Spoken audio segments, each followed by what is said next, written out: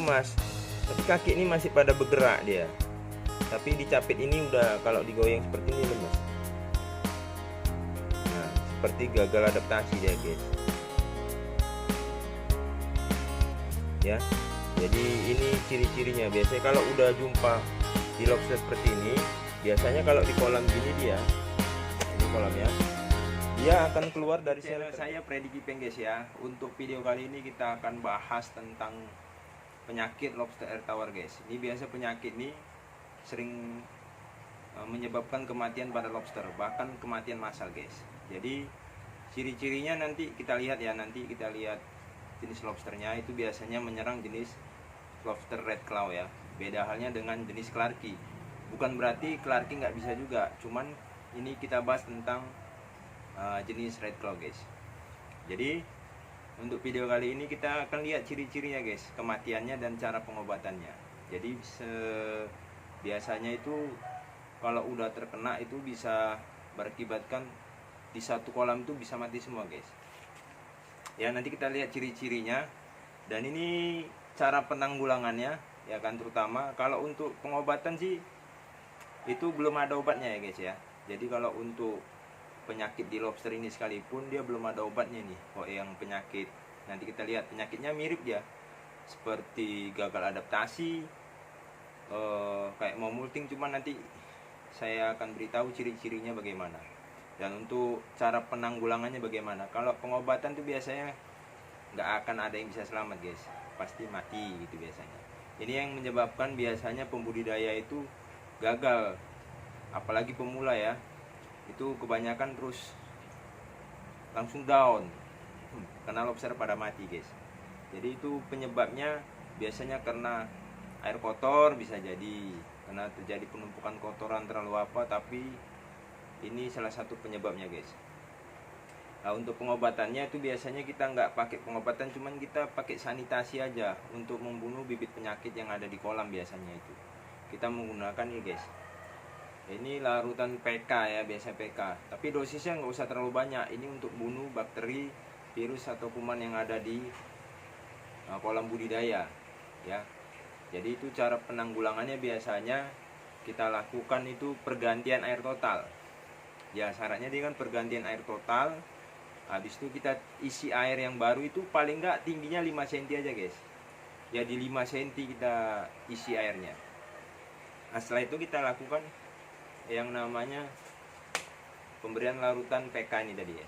Ini PK ini biasanya dia bentuknya serbuk, terus kita larutkan dengan air. Nah, nanti kita kasih di kolam. Nah, ini nanti kita lihat ciri-ciri lobster yang terkena penyakit guys. Nah, ini ciri-cirinya ya guys ya. Dia masih hidup guys, tapi lemas. Ini yang terkena penyakit guys.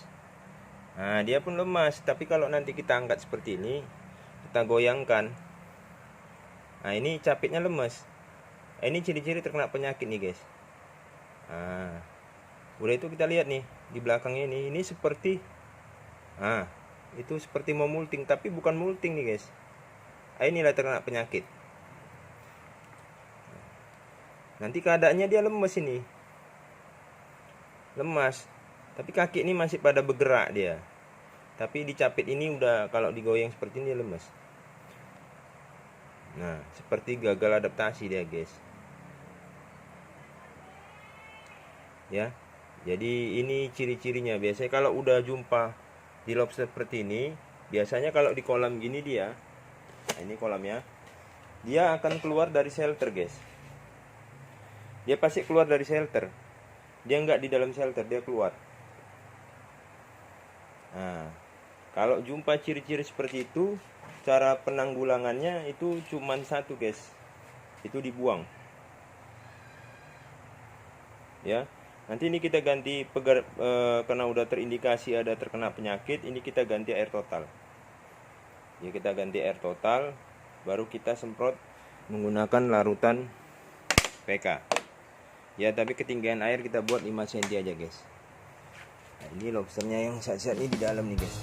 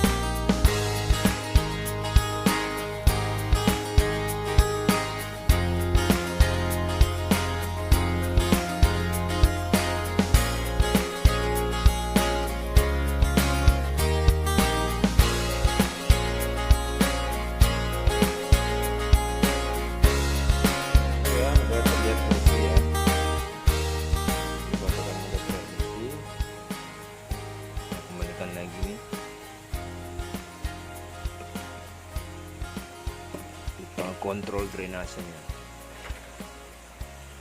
Oke, selanjutnya tetap ber-PK guys ya, jadi nggak bisa terlalu banyak juga.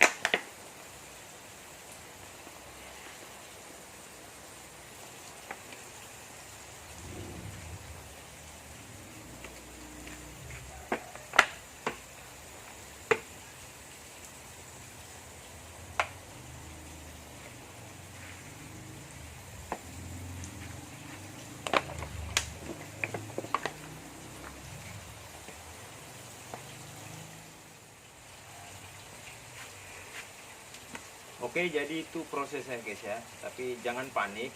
Jadi prosesnya seperti itu. Ketika melihat lobster yang lemah, lemes, itu ambil dan langsung bisa dibuang. Karena pun kalau di karantina diobati itu memang nggak ada obatnya guys, pasti mati kan gitu. Jadi saran saya ambil, buang, ya kan. Nah setelah itu lakukan prosesnya seperti tadi ya, ganti air, ketinggian air 5 cm dulu, ya kan. Habis itu kita taburkan namanya larutan PK. Semoga bermanfaat ya untuk pemula ya, maupun yang lama juga bisa dicontoh ini. Oke, assalamualaikum warahmatullahi wabarakatuh.